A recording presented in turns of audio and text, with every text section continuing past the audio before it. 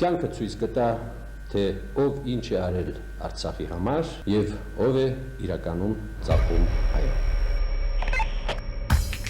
1998 թվականի փետրվարի 3-ին հրաժարական տվեց նախագահ Լևոն Տեր-Պետրոսյանը։ Հայաստանում կազմակերպվեց նախագահի արտահերթ ընտրություն։ Սա ոչ միայն առաջին արտահերթ ընտրությունն էր, այլև առաջինը, որի համար պահանջվեց քվեարկության երկրորդ փուլ։ Նախագահի հրաժարականին առաջին արձագանքողներից էր Նոր ուղի կուսակցության հիմնադիր Աշոտ Բլեյանը։ Խաղաղության կուսակցությունը չի կարող պարտվել, ես եմ խաղաղության կուսակցությունը, հայտարարեց նա առաջադրվելով նախագահի թեկնածու։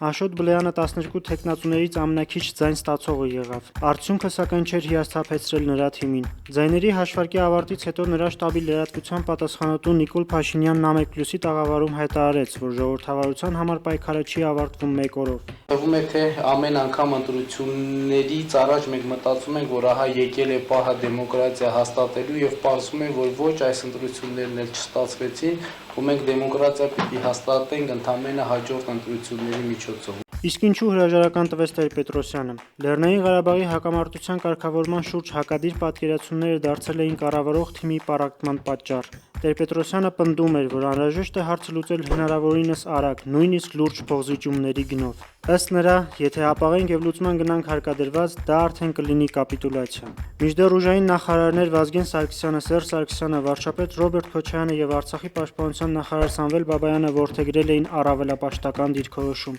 Հրաժարականից ամիսներ առաջ 1997 թվականի նոյեմբերի 1-ին մամուլում հրապարակվեց նախագահի «Պատերազմ թե խաղաղություն լրջանալու պահը» հոդվածը, որով ներիշխանական հակասությունները դարձան հրապարակային։ Դրանից հետո իրադարձությունները զարգացան սրընթաց կերպով։ Պատգամավորները զանգվածաբար լքեցին ՀՀՇ-ի հիմքով ձևավորված Հանրապետություն միավորումն ու անցան երկրապահ խումբ։ 1998 թվականի փետրվարի 2-ը պատմության մեջ մտավ որպես մեծ առնետավազքի օր։ Կառավարող խմբակցությունը լքեցին ավելի քան 40 պատգամավորներ, եւ Հայոց համազգային շարժումը զրկվեց խորհրդարանական մեծամասնությունից։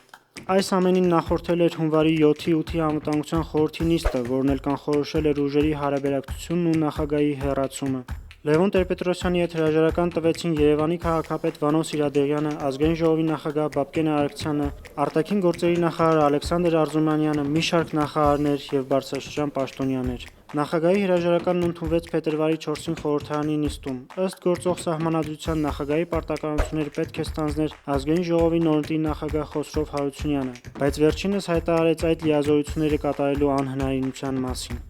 Արդյունքում սահմանադրության պահանջով նախագահի պաշտոնակատար դարձավ վարչապետ Ռոբերտ Քոչարյանը, որ նույն տարվա մարտին անցկացված ընտրությունների երկու փուլերի արդյունքում դարձավ Հայաստանի երկրորդ նախագահ։